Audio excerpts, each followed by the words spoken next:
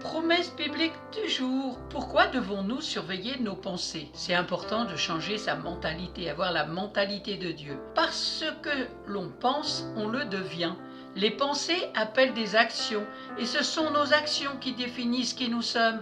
Voilà pourquoi les disciples de Jésus doivent surveiller leurs pensées. En effet, toute idée malsaine ou impudique ne doit pas trouver le moyen de se développer en nous, car c'est le moyen par lequel le malin nous chuchote des paroles allant à l'encontre de la volonté de Dieu. Nous ne pouvons pas grandir, accéder à une certaine maturité spirituelle et émotionnelle si on est sans cesse en proie à des pensées négatives. Comprenons définitivement que où est notre trésor, là aussi sera notre cœur. Si notre trésor se trouve dans des actions ou projections malsaines, il n'en demeure pas moins que nos cœurs en soient assombris, nourris par la voix du diable, tel le chuchotement du serpent à Ève. Pourquoi devons-nous contrôler nos pensées? Il est nécessaire de le faire puisque notre vie le requiert. Avant tout, prends garde à ce que tu penses au fond de toi-même, car ta vie en dépend. C'est écrit dans Proverbes chapitre 4, verset 23. Aussi, un cœur qui respire les fruits de l'esprit est agréable aux yeux de l'Éternel. Voilà pourquoi les pensées mauvaises sont une abomination pour le Seigneur. Proverbes chapitre 15 verset 26. Les pensées négatives ensevelissent notre volonté d'agir conformément à la parole de Dieu. De ce fait, elles nous éloignent de Dieu. La Bible déclare: Jérusalem, si tu veux être délivré, nettoie ton cœur de ta méchanceté. Jusqu'à quand resteras-tu habité par de mauvaises pensées? Jérémie chapitre 4 verset 14. Contrôler nos pensées est difficile, mais possible.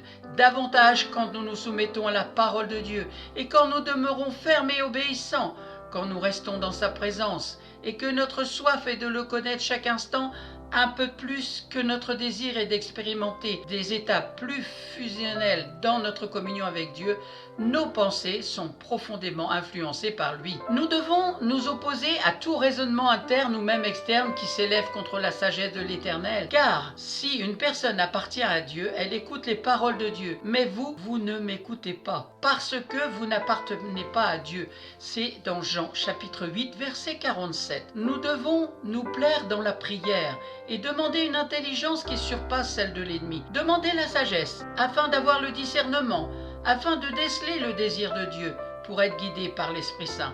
C'est cela que souligne la recommandation biblique dans Romains 12, verset 2. Ne vous conformez pas aux habitudes de ce monde, mais laissez Dieu vous transformer et vous donner une intelligence nouvelle. Vous pourrez alors discerner ce que Dieu veut, ce qui est bien, ce qui lui est agréable et ce qui est parfait.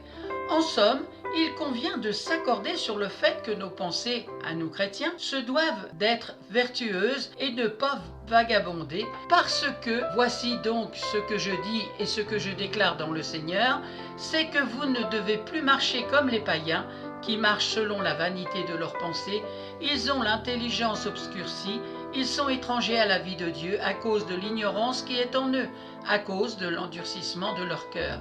C'est dans Éphésiens chapitre 4, versets 17 à 18. Alors, sur quoi est portée notre âme? La parole de Dieu ou la parole du monde? Merci pour votre attention. C'était aujourd'hui Pourquoi devons-nous surveiller nos pensées? Il est important de changer notre mentalité et de mettre la mentalité de Dieu à la place. Bonne méditation, bon courage, portez-vous bien, je vous dis à bientôt.